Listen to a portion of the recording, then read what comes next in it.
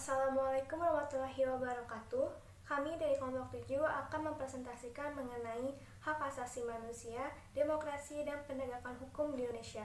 Sebelumnya, izinkan kami untuk memperkenalkan diri. Saya Rizka Putri, dan juga ada anggota lainnya yaitu Bunga Bagasasi, Hana Nurul Rohmah, dan Sylvia Agustini.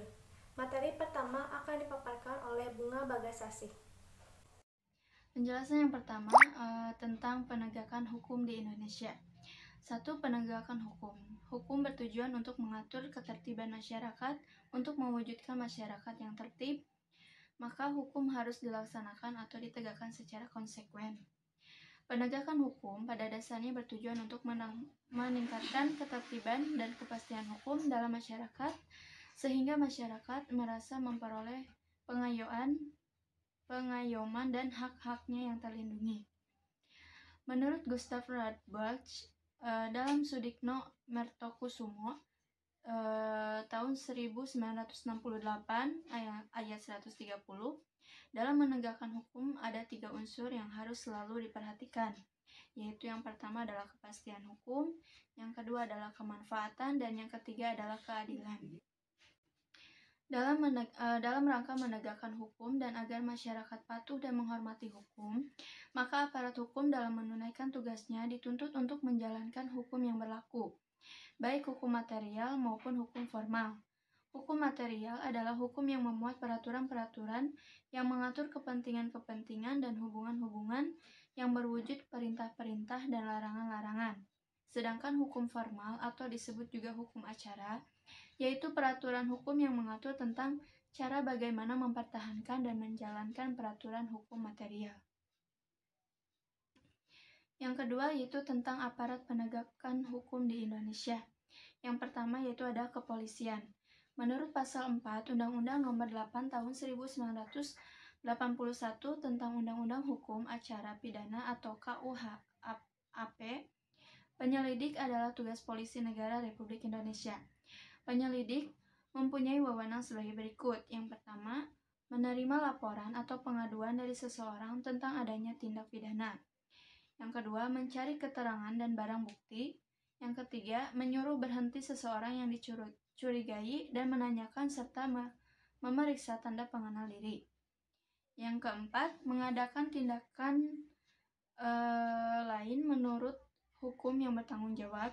Yang kelima adalah penyelidik dapat melakukan tindakan penangkapan, larangan meninggalkan tempat, penggeledahan, dan juga penyitaan. Lalu aparat penegakan hukum yang kedua yaitu ada kejaksaan. Jaksa atau penuntut umum berwenang antara lain untuk yang pertama menerima dan memeriksa berkas perkara penyidikan, yang kedua membuat surat dakwaan, yang ketiga melimpahkan perkara ke pengadilan negeri sesuai dengan peraturan yang berlaku. Keempat yaitu menuntut pelaku perbuatan melanggar hukum atau tersangka dengan hukuman tertentu. Yang kelima adalah melaksanakan penetapan hakim. Selanjutnya ada kehakiman. Dalam upaya menyelenggarakan hukum dan keadilan serta kebenaran, hakim diberikan kekuasaan yang merdeka untuk menyelenggarakan peradilan.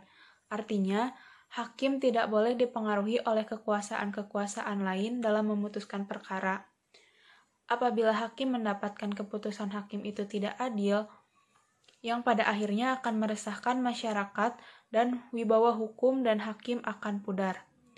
Dalam pasal 10 ayat 1 Undang-Undang Nomor 14 tahun 1970 tentang pokok-pokok kekuasaan kehakiman, ditegaskan bahwa kekuasaan kehakiman dilaksanakan oleh badan pengadilan dalam 4 lingkungan, yaitu yang pertama ada peradilan umum, yang kedua ada peradilan agama, yang ketiga ada peradilan militer, dan yang keempat ada peradilan tata usaha negara.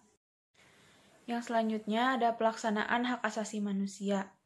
Hak asasi manusia berdasarkan Undang-Undang Nomor 39 Tahun 1999 tentang hak asasi manusia dinyatakan bahwa hak asasi manusia adalah seperangkat hak yang melekat pada hakikat dan keberadaan manusia sebagai makhluk Tuhan yang Maha Esa dan merupakan anugerah yang wajib dihormati, dijunjung tinggi, dan dilindungi oleh negara, hukum, pemerintah, dan setiap orang demi kehormatan serta perlindungan harkat dan martabat manusia.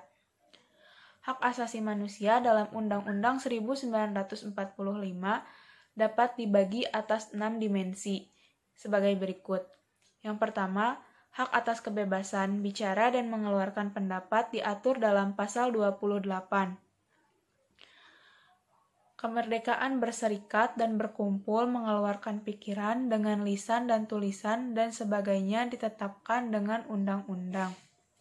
Selanjutnya ada hak atas kebebasan beragama yang diatur pada pasal 29 yang mana 1. Negara berdasarkan atas ketuhanan yang Maha Esa, 2. Negara menjamin kemerdekaan tiap-tiap penduduk untuk memeluk agamanya masing-masing dan untuk beribadah menurut agama dan kepercayaannya itu. Yang selanjutnya ada hak atas kebebasan berkumpul dan berserikat yang diatur pada pasal 28.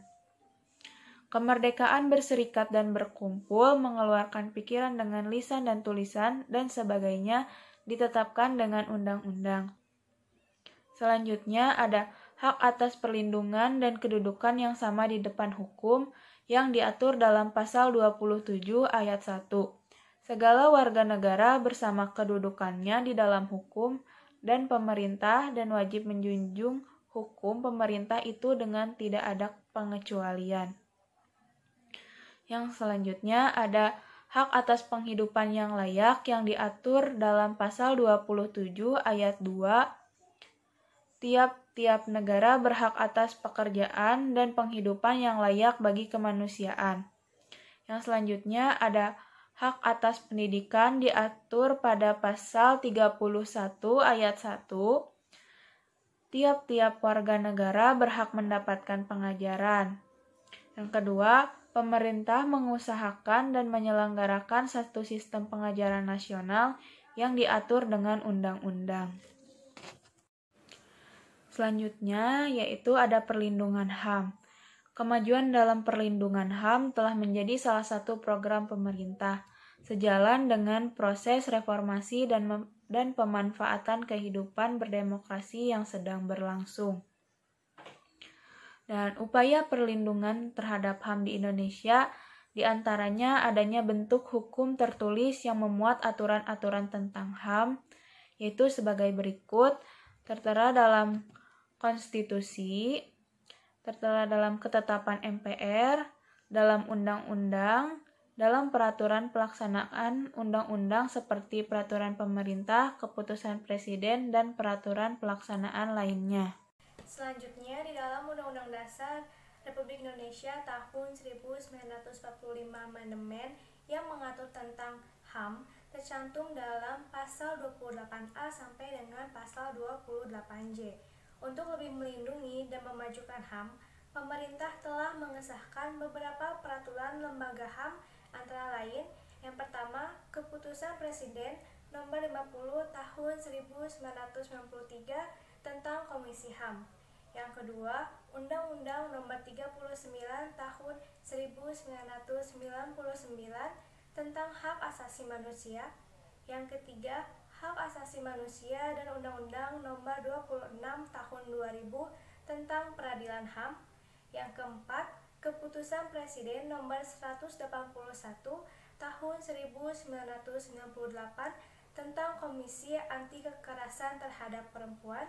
Dan yang kelima, Keputusan Presiden Nomor 77 Tahun 2003 tentang Komisi Pelindungan Anak Indonesia. Yang ketiga ada penegakan HAM. Penegakan HAM di Indonesia telah melakukan langkah-langkah konkret, antara lain yang pertama, memasukkan HAM ke dalam berbagai perundang-undangan. Berbagai peraturan perundang-undangan di Indonesia sebenarnya telah sangat akomodatif terhadap HAM, seperti di dalam Pancasila, pembukaan Undang-Undang Dasar Republik Indonesia tahun 1945, dalam batang tubuh Undang-Undang Dasar Republik Indonesia 1945, dan beberapa ketetapan, peraturan, dan undang-undang produk penguasa. Yang kedua, meratifikasi dan mengadopsi instrumen-instrumen HAM internasional. Indonesia telah ikut meratifikasi berbagai hukum-hukum internasional yang berkenaan dengan perlindungan terhadap HAM. Yang ketiga, menumbuhkan kesadaran masyarakat terhadap masalah HAM. Membangun kesadaran dapat pula diartikan dengan membudayakan penghormatan terhadap nilai-nilai dasar kemanusiaan. Yang keempat, terdapat pelanggaran HAM.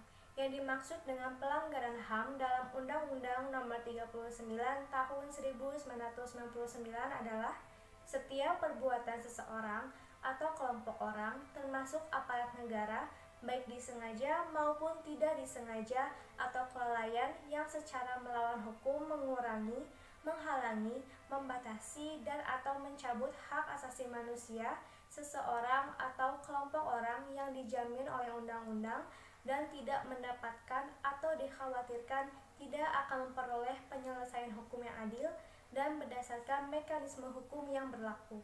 Pelanggaran terhadap hak asasi manusia dapat dilakukan oleh dua pihak, yaitu yang pertama pihak negara, dalam hal ini aparat negara atau pemerintah, state actors, meliputi pelanggaran oleh lembaga eksekutif, legislatif, yudikatif, dan aparat kepolisian serta tentara atau militer. Yang kedua, pihak masyarakat atau warga negara non-state actor, dapat dilakukan oleh perorangan atau kelompok orang terhadap seseorang dan kelompok orang. Pelanggaran hak asasi manusia oleh masyarakat ini menghasilkan kasus-kasus seperti kekerasan massal, perkelahian antar kelompok, aksi penjarahan dan pembakaran, perusakan, teror, ancaman, perilaku anarki, dan konflik antar kelompok bangsa. Selanjutnya, C. Pelaksanaan demokrasi Indonesia. 1. Pengertian demokrasi. Kata demokrasi berasal dari dua kata, yaitu demos yang berarti rakyat dan kratos atau kratein yang berarti pemerintahan, sehingga dapat diartikan sebagai pemerintahan rakyat atau yang lebih kita kenal sebagai pemerintahan dari rakyat, oleh rakyat, dan untuk rakyat. Konsep demokrasi menjadi sebuah kata kunci tersendiri dalam bidang ilmu politik. Hal ini menjadi wajar sebab demokrasi saat ini disebut-sebut sebagai indikator perkembangan politik suatu negara. Lalu yang kedua ada demokrasi di Indonesia. Indonesia sempat mengalami masa demokrasi singkat pada tahun 1956 ketika untuk pertama kalinya diselenggarakan pemilu bebas di Indonesia. Sampai kemudian Presiden Soekarno menyatakan demokrasi terpimpin sebagai pilihan sistem pemerintahan. Setelah mengalami masa demokrasi Pancasila, sebuah demokrasi semu yang diciptakan untuk melanggengkan kekuasaan Soeharto. Indonesia kembali masuk ke dalam alam demokrasi pada tahun 1998, ketika pemerintahan junta militer Soeharto tumbang. Pemilu demokratis kedua bagi Indonesia terselenggara pada tahun 2004. Rejim Orde Baru yang telah berkuasa selama 32 tahun yang dipimpin oleh Soeharto akhirnya tumbang. Demokrasi Pancasila versi Orde Baru mulai digantikan dengan demokrasi dalam arti sesungguhnya. Hanya saja tidak mudah mewujudkan hal ini, karena setelah Soeharto tumbang, tidak ada kekuatan yang mampu mengarahkan perubahan secara damai, bertahap, dan progresif. Yang ada justru muncul berbagai konflik serta terjadi perubahan genetika sosial masyarakat Indonesia.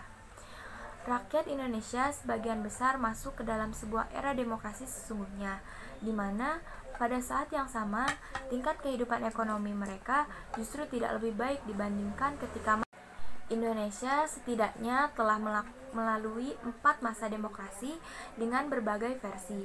Pertama adalah demokrasi liberal di masa kemerdekaan.